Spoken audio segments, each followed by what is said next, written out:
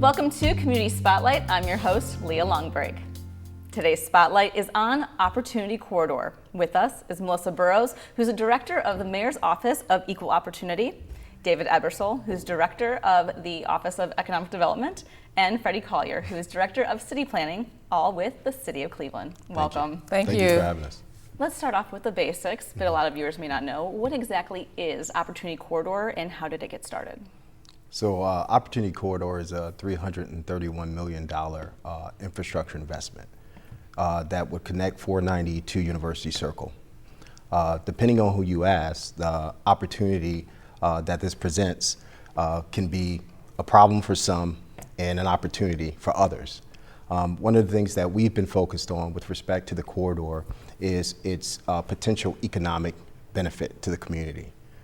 There has been some turbulent history with respect to this investment, and there has been sort of a division with respect to the community not wanting the corridor earlier on, and the business establishment wanting to see this happen. Much of the work that has been done over the last 6-7 years has really begun to help us sort of gel together and rally around leveraging this investment, because the fact that it's happening really puts us in a position where we need to take full advantage of the investment that's being made. We have been focused on neighborhood development, flanking of the corridor. The corridor has, from an administration standpoint, been more secondary as sort of the development tool to help to reestablish value in these neighborhoods. Many of the residents who have had a uncomfortable vibe about Opportunity Corridor, we had to work with them and are continuing to work with them to really make sure that this investment is something that actually benefits them. And in order for that to happen, the land reutilization and the amenities associated with the corridor have to be such that provide quality of life benefit for those residents in the community. And that's been the posture of the administration for some time. So you mentioned neighborhoods. What neighborhoods are exactly being impacted by the corridor? So there's several neighborhoods that are being impacted.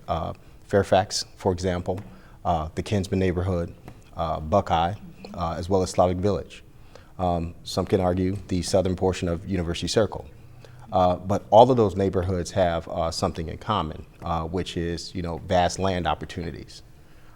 We believe that the corridor, if done correctly, and we're putting in place the mechanics that are going to help make sure that it's done in a way that benefits the neighborhood. And I think that's really what the work of the committees that you're going to hear about is all about. David's work with site selection and remediation is going to be critical. Melissa's work is probably the most paramount to this initiative, because her work is about human impact and making sure that the economic opportunities that exist benefit people who are undereducated, people who are educated, and also individuals who are just looking for, overall job opportunities. What happened to the residents that are along the path of what's being built right now? Where did they go when they were displaced? So a couple of things happen with respect to that. And one of the myths that has to be debunked is the fact that people were involuntarily displaced. This administration is not about the business of moving people out of their homes. This mayor is also not a mayor who believes in eminent domain.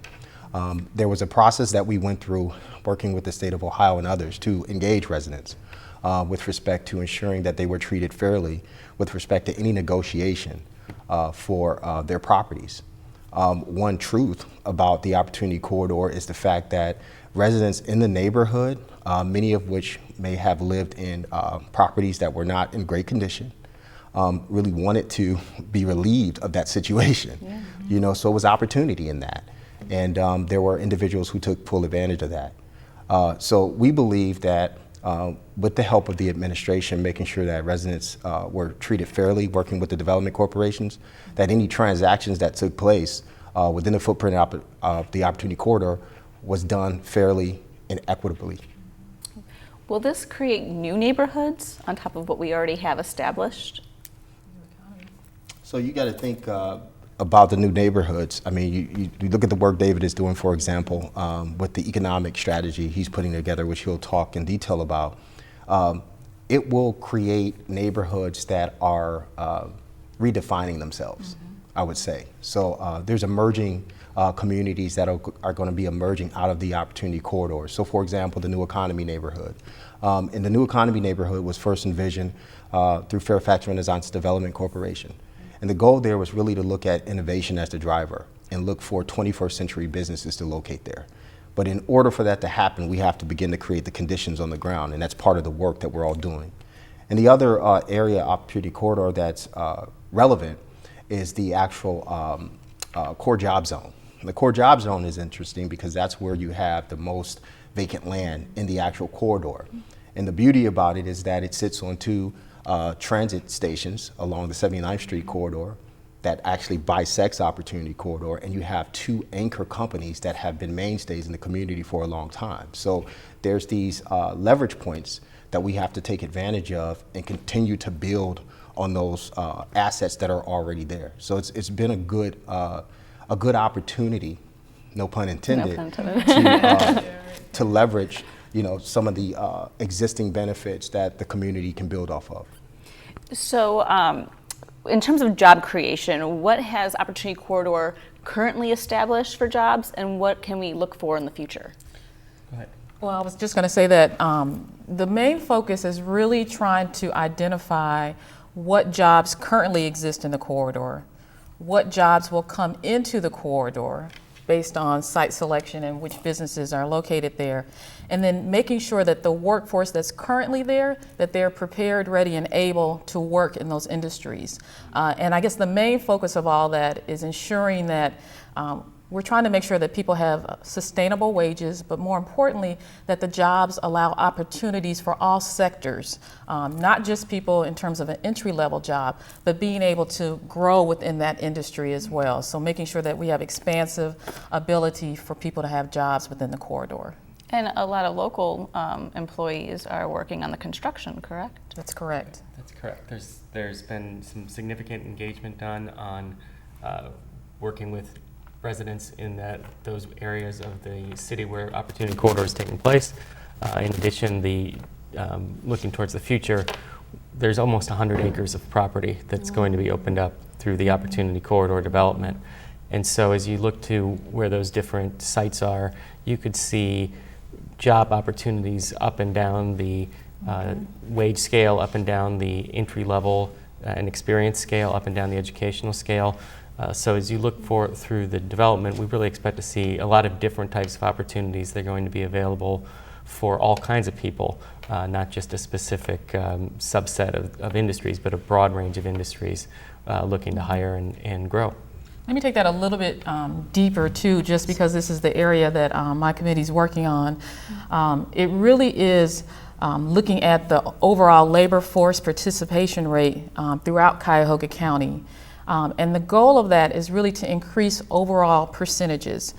So I'm going to just quote, just because it's Dr. Robert Gleason's work from Cleveland State University. But if you look at it from a Cuyahoga County perspective, the labor force participation rate from 2017 to 2021 over this 4-year period is anticipated at 64.1%. But if you dig deeper in that, Cuyahoga County is lower. So they're at 62.9%, and then the city of Cleveland is even lower than that, it's 59.4%. So if we can just even meet, if the city of Cleveland can increase that labor force participation rate up to that 64.1%, just think about the wealth of opportunity relative to our overall economy for the city. So it's a large-scale project, which means it's costly. So who is funding Opportunity Corridor, and what are we looking at in terms of overall cost? So the road construction itself is a state project. It's funded by ODOT through a variety of sources, federal sources, as well as bonds from turnpike revenues. So it's a $330 million project, plus or minus, for the construction of the site. In addition, Jobs Ohio has provided $10 million for the environmental assessment and remediation of properties in that area.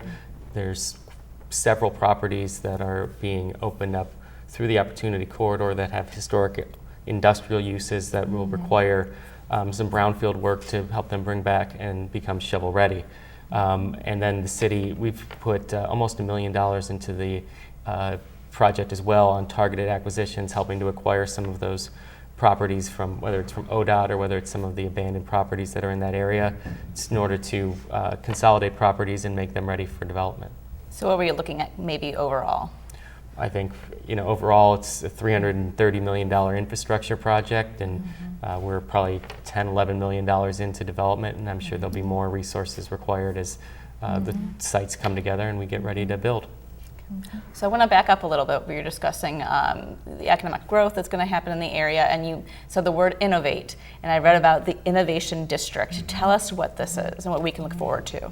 Yes, so the Innovation District is a concept that actually co-locates industries that are more futuristic and more 21st century based. The idea is really to integrate a mixture of uses where you have people living, people working, people ideating in the same space. So the 21st century workforce is not just looking at the company itself that they want to work for, they're looking at the quality of place. So these innovation districts are, spaces for people to interact and ideate.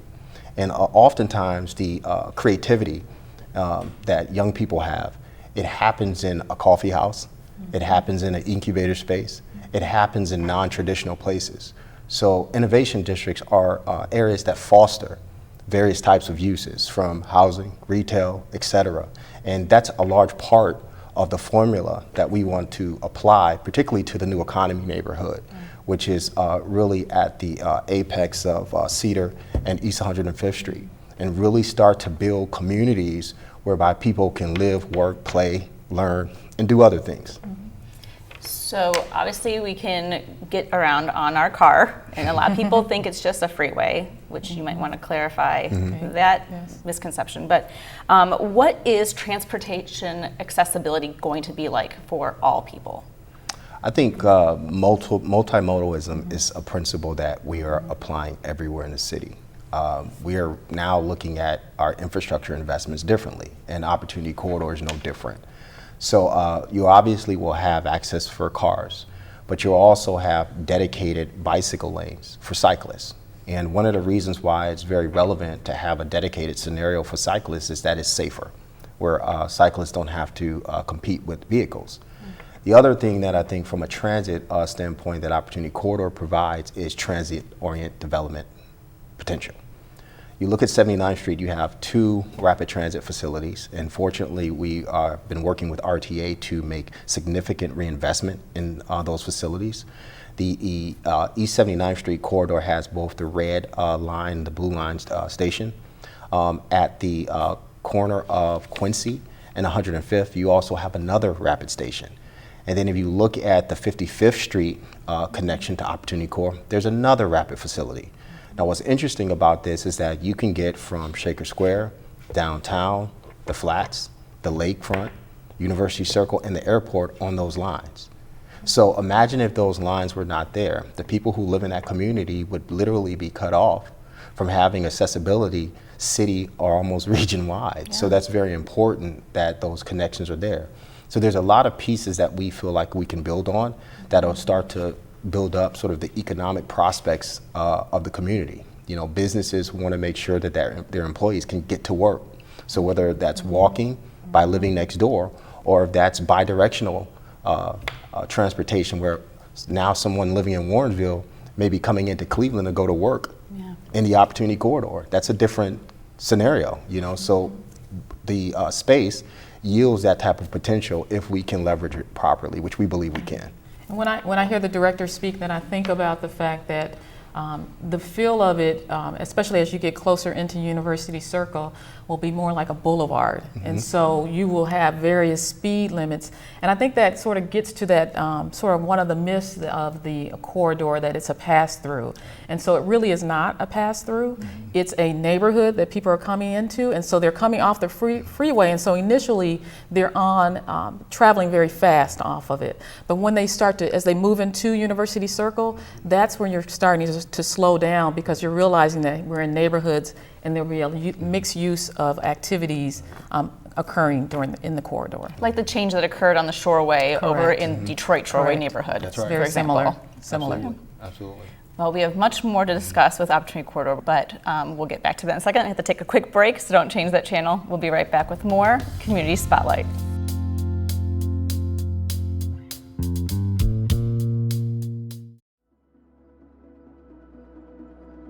First of all, I'm a native Clevelander, and my maternal grandparents, they had a residence adjacent to the Caramu Theater, which is the oldest African American theater in the country.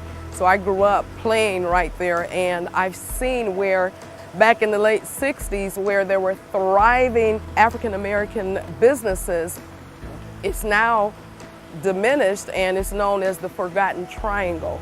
The Forgotten Triangle is in the heart of wards 4, 5, and 6, where the Opportunity Corridor Mile is running through. So now this generation and those to follow, with the improvements that OC3 will bring, we'll see a different landscape. T-Rice Communications basically started because I saw the disparities in the advertising industry when it relates to small businesses, in particular minority businesses. The OC3 project, when I was awarded the public information consultant, no one can tell the story like someone that has lived through it, been through it, and is currently going through it. What I want to do is let them know that you're a part of this. When they see the construction, they're going to go on site and see minority participation. I want to keep them up to date on the progress of the project.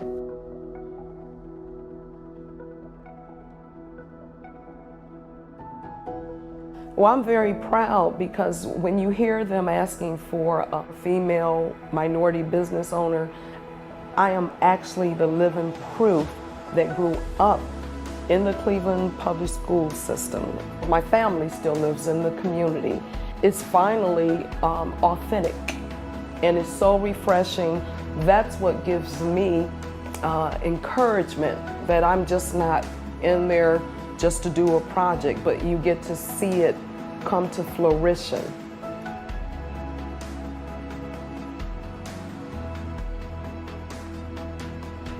Well, I'm excited when I have visitors that come to Cleveland again, or Clevelanders that grew up here and left. When they come back, they'll say, well, wait a minute, look at my city now. So they can be excited. You can go to a restaurant like Cornucopia and have your coffee or breakfast meeting, lunch meeting.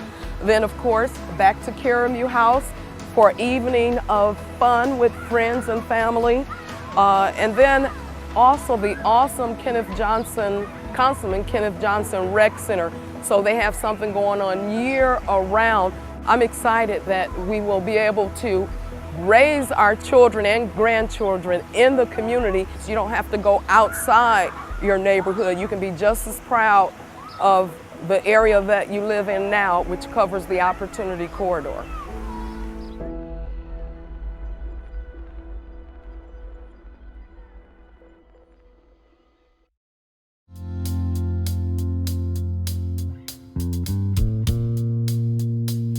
Welcome back to Community Spotlight. I'm your host, Leah Longbrake. Today's Spotlight is on Opportunity Corridor. Joining us is Melissa Burrows, who is the Director of the Mayor's Office of Equal Opportunity, David Ebersole, Director of Economic Development, and Freddy Collier, Director of City Planning, all with the City of Cleveland. Welcome back. Thank you. So you mentioned earlier about the various committees. What exactly are the committees and how do they help in this whole process? So I'll go first. My particular committee is the Neighborhood Economic Impact and Equity Committee. And so we have a couple of different purposes.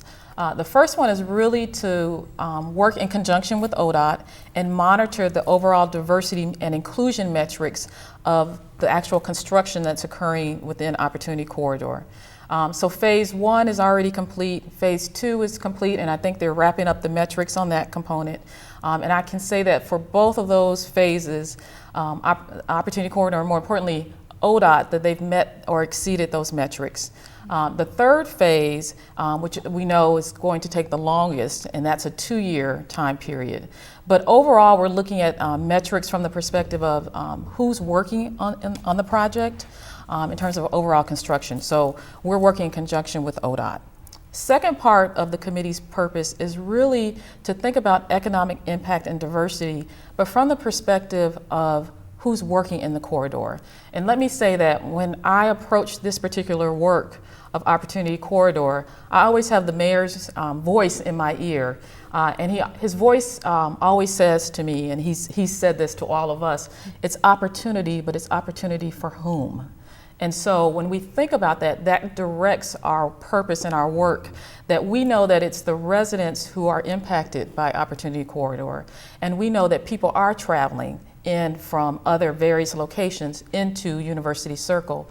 But there are the residents who are there, and we want to make sure that they have opportunity, and more importantly, that they're able to participate in the overall success that we anticipate within Opportunity Corridor. So the Site Selection and Environmental Remediation Committee is really focused on identifying development opportunities, looking at the different sites that are becoming available through the development of the Opportunity Corridor, consolidating the properties and positioning them for redevelopment, which includes environmental assessment, environmental remediation, and identification of development partners and resources by which we can bring the properties out to the market. So our ultimate goal then is to develop a strategy, take advantage of what we would call shovel-ready sites, and position them for development in a way, in a concert with the principles that are being outlined through our 3 committees process in general, so that we can achieve throughout the corridor as much of our development goals, as much as our development plan as possible. You're never going to hit everything on one building, but by looking at sites in sequence, we can provide, like we talked about earlier, a range of jobs, a range of opportunities across the spectrum. And our committee is the planning and infrastructure, and very straightforward as they imply. You know, from the infrastructure side, our goal has been and will continue to be to make sure that the infrastructure is such that it supports much of the work that David is referencing with respect to the desire to bring in companies and for companies to organize on the sites in a way that creates place and creates true opportunity. The other piece with respect to the infrastructure side is really making sure that the infrastructure that's in Opportunity Corridor is that can support 21st century business. And when I use the term 21st century, I mean modern business. So fiber was a very important conversation that we've had, and we were successfully able to achieve making sure that the appropriate conduit was laid for the potential for businesses to come in and have that type of utility infrastructure. That's going to help David with his marketing efforts, making sure that that infrastructure is there. The other thing that we have been looking at is how we begin to regulate development. Because with respect to the Opportunity Corridor, where you have vast swaths of land, one, you have to have a vision for really how you want to develop that land. And two, you have to be intentional to a degree with respect to how players play in that space. And part of our job is to make sure that the regulatory environment is one that's inviting, but yet directive, you know, and that's a delicate dance. Yeah, right. And we have to work closely with the Site Selection Committee, and also with respect to the job creation piece of it, going back to what I was talking about earlier. When we talk about job opportunities and creating these 21st century work environments, we have to create high-tech, low-tech, and no-tech opportunities along this corridor because it can serve multiple constituencies. So this is part of the reason why the zones along the corridor are themed. You know, new economy being sort of a more advanced scenario, the core job zone being more, you know, sort of manufacturing, advanced manufacturing type of a scenario.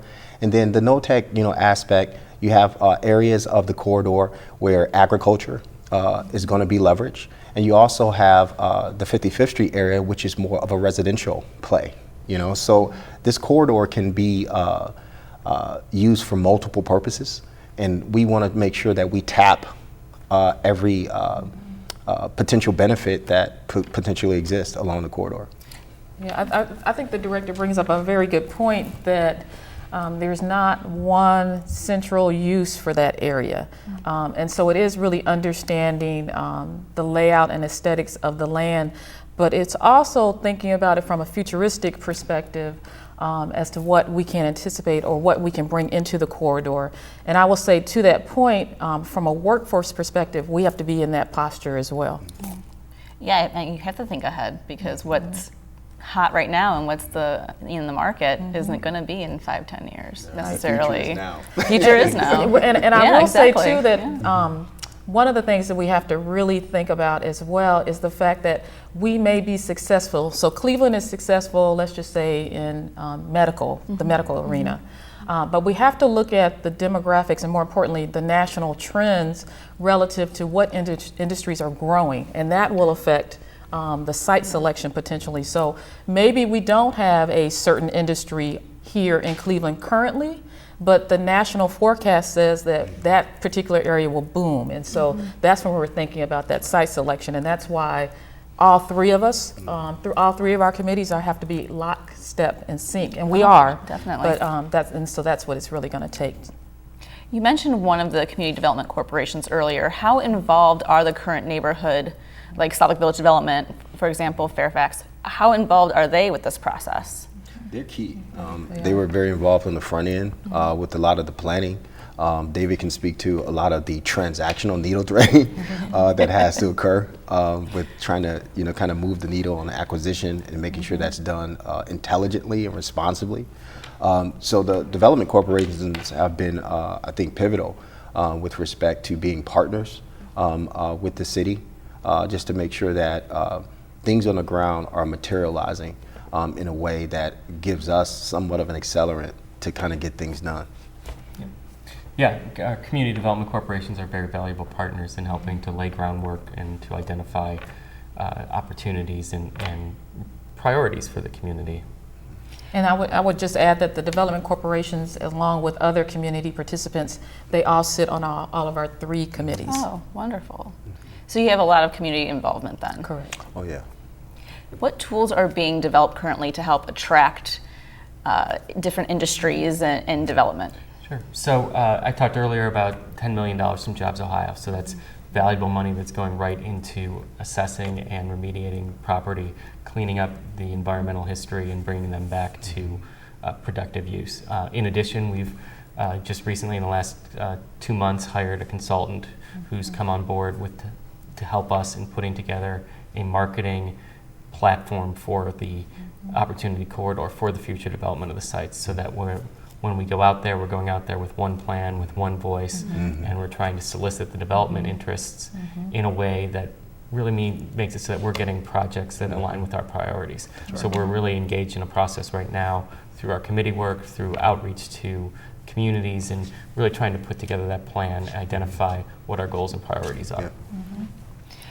We talked about community just a second ago, people being involved in the different committees, having a voice. Last year, I believe it was, young students, young artists had a chance to design a mural along the corridor. Can you tell us about that situation, about that opportunity that these kids got to have, and if there's been additional involvement with the community? Yeah, so the public art component is a very important piece of the puzzle. That particular initiative, I'm not sure of where the end result has been with that. I'm familiar with the effort. But our desire to make sure that community voice is expressed through public art is something that's really important. Tara Petras, who's our public art coordinator, has been engaged in many of our meetings. We've devoted some staff time to looking at remnant parcels along the corridor to look at public art opportunities. And these remnant parcels are parcels that are leftover parcels that are not necessarily developable, but very visible. So the question is, what do you do with those types of parcels that have a significant visual impact, but very little development potential, right? So those are like accessories along the corridor. You know, how do you accessorize the corridor? So we've been really focused on that. The other thing that we did early on with respect to the infrastructure are bridges. So there's numerous bridges along the actual corridor. And we were able, if you were able to drive down 105th at night, and you would see these pillars on the ends of the bridge that connects 105th to Quincy. These things are lit up really, really well. And there's these areas along these pillars that were designed to allow for community artwork and other types of displays to be inset in them. And we're going to be working with the community to think about and ideate around what should be in those spaces. So again, first about creating the conditions to be able to have that community voice, and again, not expressed in meetings per se, but expressed through means like public art and other types of things. Which gets the public excited. Absolutely. You know? Right. Are these walking bridges that you're talking about, or are these ones that you are driving on? So they're ones that you're driving on. You can cycle on them, you can drive on them, but the pedestrian experience is much better than what was there.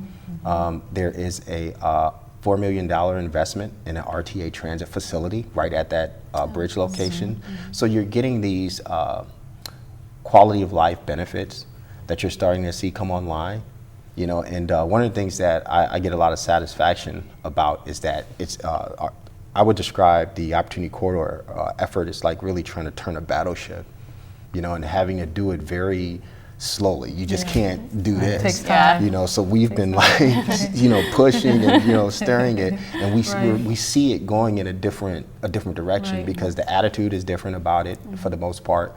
And, you know, growing up in that area, you know, you can see the transformation. You know, and when I go down the first leg of the Opportunity Corridor, it's like, wow, I see the potential, you know, and you become a believer, and that gives you the energy to continue to press forward, you know, and I think the work that the Economic Development Department is leading with respect to trying to take it all and package it in a way that tells the story to the world about, you know, Cleveland is open for business, I think is really going to be the linchpin for us. What is the ultimate goal for Opportunity Corridor? I think they're multiple. Starting with her.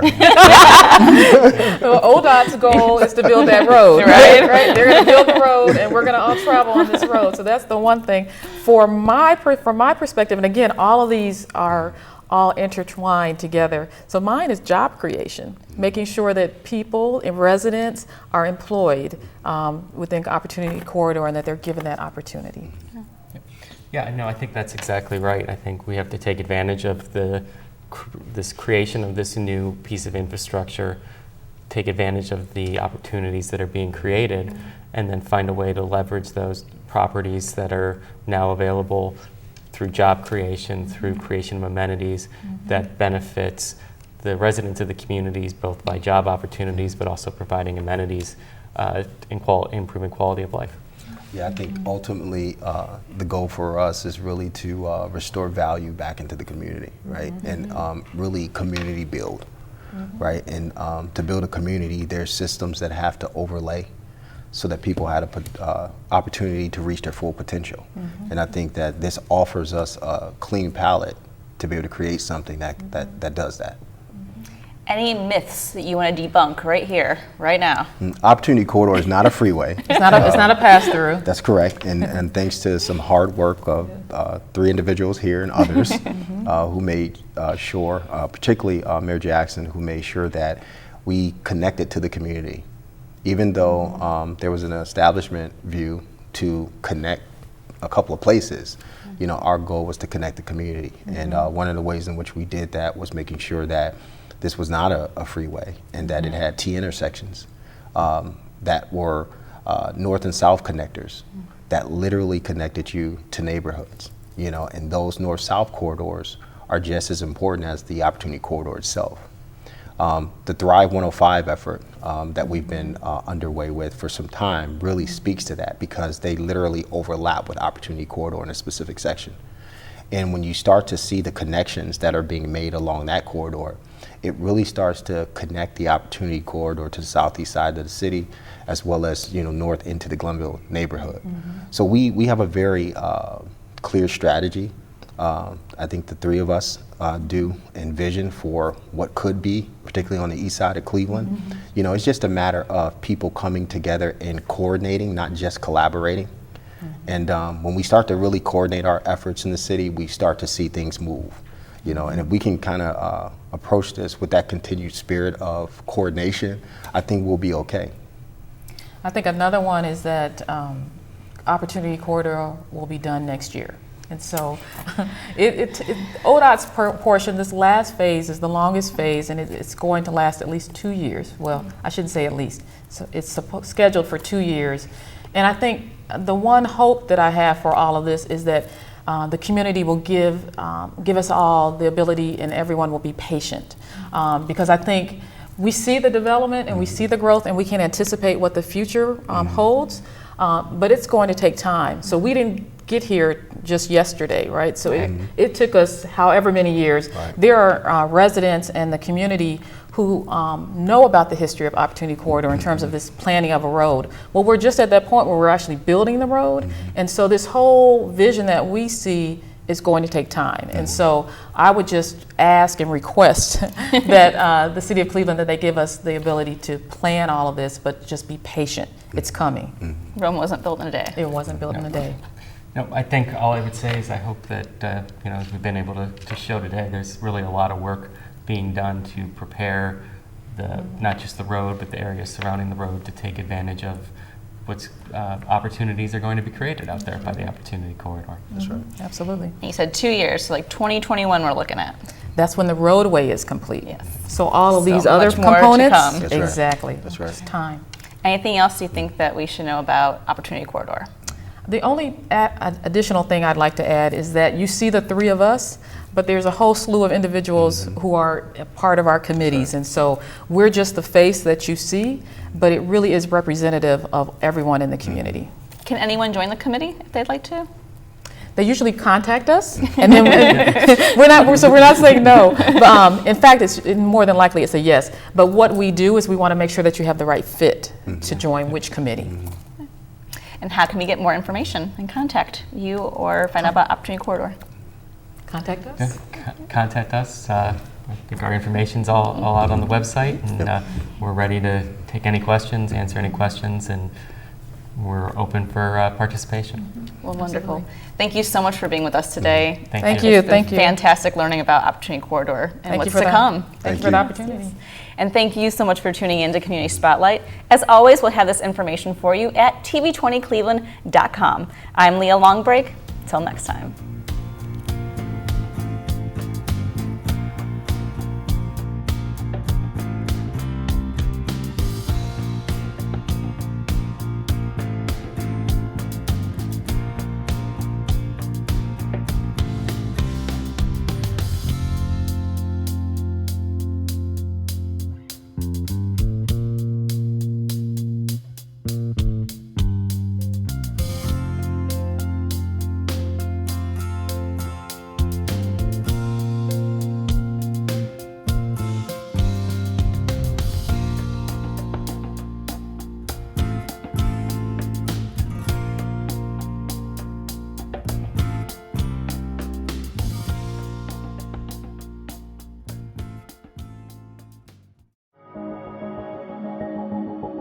The Opportunity Corridor project started out really as a transportation project, but it's become much more than that over the years. When I first heard of the Opportunity Corridor project, I can honestly say that I didn't buy into it. How do we do it in a way that would be beneficial to all stakeholders? When people say opportunity for who, that's a legitimate question. Particularly if the road or the opportunity is going through the neighborhood you live in. There's a big gap that needs to be filled called Opportunity Corridor that will connect our infrastructure downtown with University Circle. But more importantly, this is a neighborhood that's been devastated over the years. And the only way we can rebuild it is to create an infrastructure that people can invest in. The Opportunity Corridor project is really important to all the institutions in University Circle. It is more than just a road because it really is an economic development tool. You probably can't pick a path where the neighborhoods have been more negatively impacted over the years. And so our opportunity is to help bring new life to these neighborhoods. That's something that lifts our entire community. Of course, it's a roadway project. But it was not just about transportation. It's improving quality of life. That route has changed a dozen times, and it's changed because Residents and business owners' concerns were listened to.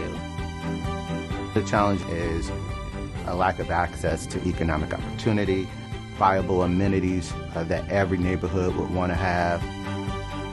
We still face the challenges of people doing illegal dumping there, and that's because the area's, it's not well traveled. For our neighborhood being so hard hit by the foreclosure crisis, residents and homeowners were distracted about how do we solve these problems. Can the Opportunity Corridor solve that? Maybe not, but it can certainly help us redesign a new neighborhood. Today we have a vision of what it can be. Think about the possibility of a beautiful boulevard. With the physical enhancements, the brick, the block, the mortar, the landscaping. It is a good area for us to expand our business. This has been our home for the last 30 years, and it's going to continue to be our home for our next generations. It gives us an opportunity to create acres of land where there could be economic development and job creation. That will support businesses along the way and also take people right into University Circle.